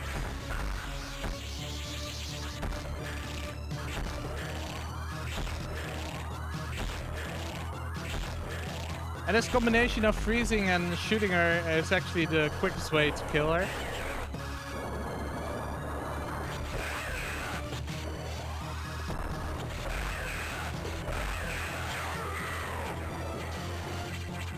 So, SCX down.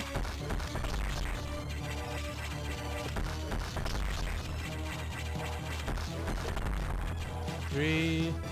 Take 6 to go down. But I probably didn't land any doubles. Nope, no doubles. And instead of collecting the core X this time, it escapes. So that'll have some relevance later. So right now we're going for the final escape sequence. So tech, be ready on time, because in less than 3 minutes we'll be hitting the split key, so to say. Can I sneak in another quick donation? You have one more. I have €20 from Daken saying, save the animals, question mark? Animals are already saved. In fact, you'll see soon enough that in this game something else happens.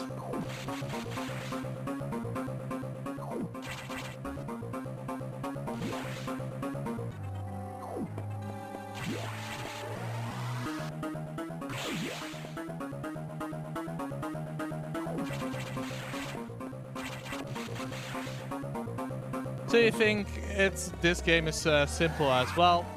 We have to escape, make it to your ship, and you're out. However, this game adds a little twist to that. Because when we get to the hangar where our ship was, the ship is gone. And this Metroid is in its place. This is an Omega Metroid, final stage of the lifespan of a Metroid.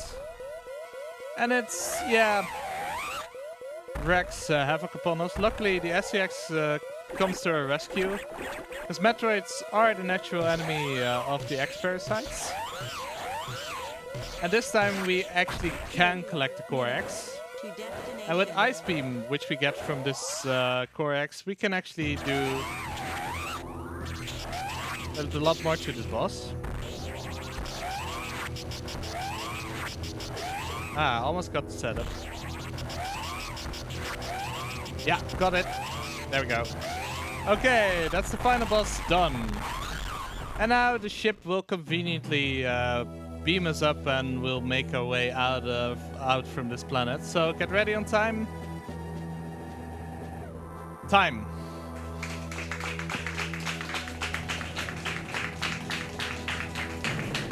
And I want to come back to that last donation in a bit, because you may say, save the animals. Well, we saved the animals during this run, but this ship can't be started from the computer. So how did the computer manage to save us? Well, that's the last screen I'm going to show you. It's few seconds from now, half a minute from now.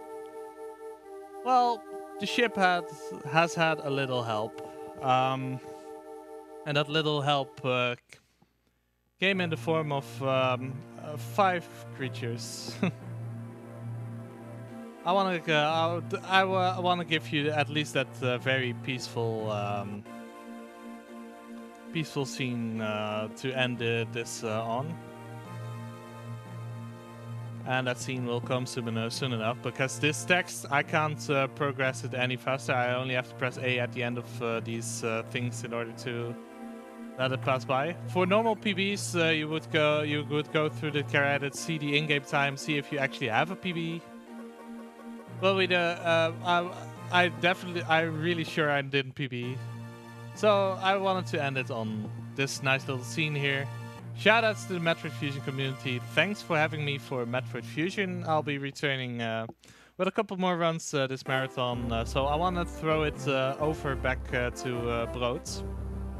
Thank you. Thank you, Boxmeister, for that amazing Metroid run. So, animals have actually been saved and proven useful, really. Next up will be a race between the Mother Brain and the Surrey Bear in Ninja Gaiden Andy%. But first off, we're gonna throw in a little ad.